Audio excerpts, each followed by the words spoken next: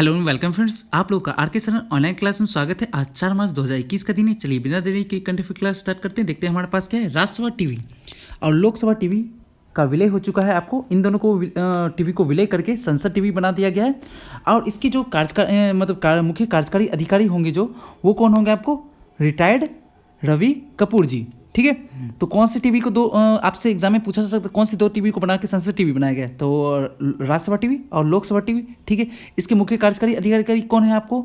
तो रवि कपूर जी। ठीक है, और इसे बनाने का जो निर्णय लिया है किन्होंने लिया है? आपको राज्यसभा के सभापति आपको एम वेंकैया नायडू और लोकसभा के जो अध्यक्ष हैं आपको ओम बिरला जी। इन दोनों का सम्मिलित सह निर्णय है। आपको इन दोनों ने मिलकर ये निर्णय लिया है कि राज्यसभा टीवी और लोकसभा टीवी को दोनों को मिलाकर संसद टीवी बनाया जाएगा। ठीक है, चलिए और इसी में नेक्स्ट देखते हैं। इसी में और जो राज्यसभा टीवी आपको है, राज्यसभा टीवी आपको यह दूसरी सदन का आपको अपर हाउस है, ऊपरी सदन है। वर्तमान में इसकी जो अध्यक्षता अधिकतम मैक्सिमम सदस्य होंगे इसमें कितनी है? 245 होंगे, 245 हैं। ठीक है, जिसमें कि आपको 233 आपको राज्य और केंद्र शासित प्रदेशों की विधानसभा द्वारा ओपन बैलेट के माध्यम से आपको जो हस्तांतरित वोटों का आपको उपयोग करते हुए बनाई जाएंगी। और जो कुल शेष 12 जो होंगे आपको, शेष 12 में से आपको कौन कौन से राष्ट्रपति के द्वारा आपको कला, साहित्य, विज्ञान और सामाजिक विज्ञान के द्वारा जो योगदान होगा जिनका, उन्हें नियुक्त किया जाएगा। ठीक है, चलिए नेक्स्ट चलते हैं। लोकसभा टीवी जो है आपको संसद का निचला सदन है, आपको लोअर हाउस। और जो भारतीय संसद के अनुसार आपको जो इसमें अधिकतम सदस्यों की संख्या कितनी होगी? 552 होगी। और इसमें 530 सदस्य जो होंगे विभिन्न राज्य से होंगे, कोई भी स्टेट से हो सकते हैं। और 20 जो होंगे आपको केंद्र शासित प्रदेश से होंगे। और इसमें से 2 आपको एंग्लो इंडियन समुदाय होंगे। ठीक है, 552 कुल, 530 आपको स्टेट से होंगे, 20 हो गए केंद्र शासित प्रदेश से, 2 हो गए एंग्लो इंडियन। ठीक है, चलिए नेक्स्ट चलते हैं। हाल ही में मध्य प्रदेश के आपको कहाँ के? मध्य प्रदेश के खांडवा के आपको भारतीय जनता पार्टी की आपको नंद कुमार चौहान जी का निधन हो चुका है। ये आपको आपके एग्जाम में पूछा जा सकता है एग्जाम में कि हाल ही में जो नंद कुमार चौहान जी का निधन हुआ वो कहाँ से बिलोंग करते हैं, आपको उनकी कंस्टिट्यूएंसी कौन सी है? तो मध्य प्रदेश के खांडवा से। ये भारतीय जनता पार्टी से कार्य करते थे, वहाँ के उस पार्टी के सांसद थे। ठीक है, चलिए नेक्स्ट चलते हैं। वार्षिक ASQ, कौन सा? ASQ अवार्ड में आपको 2020 अवार्ड जो हुआ है उसमें एशिया प्रशांत जो क्षेत्र में आपको 40 से अधिक MPA, मतलब MPA का फुल फॉर्म क्या होगा? MPP का फुल फॉर्म क्या होगा आपको? मिलियन पैसेंजर पर एनुअम श्रेणी में आपको दिल्ली हवाई अड्डा को मान्यता दी गई है।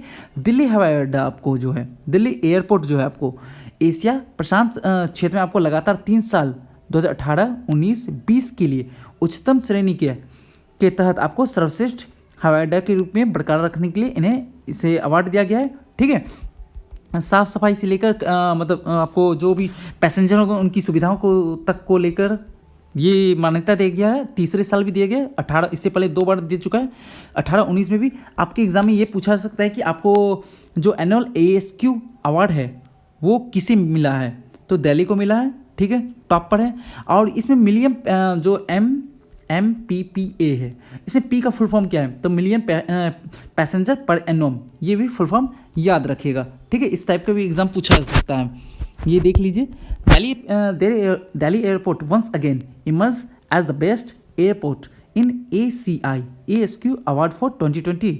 ठीक है, चलिए नेक्स्ट देखते हैं। हाल ही में आपको 45वां नागरिक लेखा दिवस आपको मनाया गया है।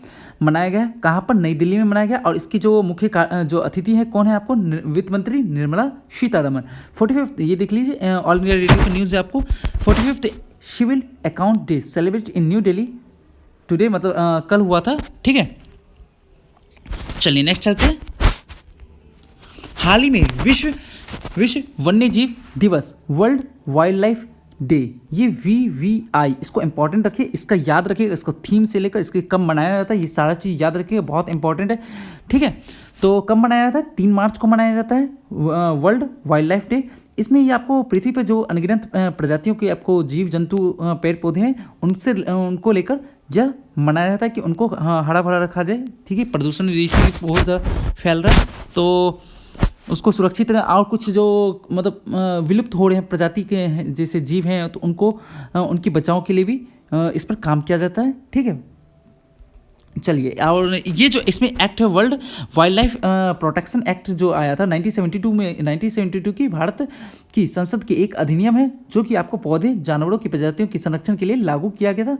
आपको इसका थीम क्या है? वन और आजीविका, अस्थायी लोग और ग्रह, forest and livelihood, sustaining people and planet, ठीक है। चलिए नेक्स्ट देखते हैं, नेक्स्ट क्या है हमारे पास। देश का आपको 50वां राष्ट्रीय सुरक्षा दिवस कब मनाया गया है? आपको नेशनल सिक्योरिटी डे 4 फरवरी को, ठीक है। कब मनाया गया? 4 फरवरी को। वर्ल्ड वाइल्ड लाइफ डे आपको कब मनाया गया है? 3 मार्च को। सॉरी, यहाँ मार्च होगा, यहाँ मार्च होगा, ये फरवरी नहीं होगा, ठीक है। मैं फरवरी लिख दिया हूँ यहाँ, ये फरवरी होगा, ये मार्च होगा। चलिए, और इसका थीम क्या आपको है? सदा सुरक्षा, सड़क सुरक्षा, ये याद रखिएगा, ठीक है। तो ये देख लीजिए आप, नेशनल सिक्योरिटी डे मनाया गया आपको, कब मनाया गया है? आपको 4 मार्च 2021 को, ठीक है। चलिए नेक्स्ट देखते हैं। आपको हाल ही में आपको मातम वेंकट राव ने, कौन? मातम वेंकट राव ने सेंट्रल बैंक ऑफ इंडिया के नए प्रबंधक निदेशक के और मुख्य कार्यकारी अधिकारी के रूप में नियुक्त किया है। नियुक्त किया गया इन्हें, तो किन्हें नियुक्त किया गया? सेंट्रल बैंक ऑफ इंडिया के जो एमडी और सीईओ हैं, कौन है? आपको मातम राव। ये पहले क्या थे? आपको कैनरा बैंक के आपको निदेशक के रूप में कार्यकारी निदेशक के रूप में कार्यरत थे, और इन्हें 1 मार्च 2021 को, इसके बाद अगले अगस्त तक आपको 3 साल की अवधि के लिए आपको सेंट्रल बैंक ऑफ इंडिया का मुख्य कार्यकारी अधिकारी और नए प्रबंध निदेशक के रूप में नियुक्त किया गया है, ठीक है। ये आप देख सकते हैं इनका Canara bank executive director Matam Venkat Rao appointed as new MD and CEO of Central Bank. ये रहे आपको मातम राव। और जो आपको सेंट्रल बैंक का आपको मुख्यालय है वो कहाँ है? आपको मुंबई में। और इसकी स्थापना कब हुई थी? 21 दिसंबर 1911, ठीक है। चलिए नेक्स्ट देखते हैं, नेक्स्ट क्या है हमारे पास। हाल ही में भारतीय स्टेट बैंक ने म्यूचुअल फंड ने अपने पहले ओवरसीज फंड को लॉन्च किया। ये इसलिए इंपॉर्टेंट हो जाता है क्योंकि स्टेट बैंक ने आपको पहले ओवरसीज जो फंड है, आपको ओवरसीज नाम फंड का लॉन्च किया है। आपको यह आपको SBI International Access US Equity AOF नाम का फंड, म्यूचुअल फंड आपको निवेश करने वाली fund scheme, open funded scheme है, ठीक है।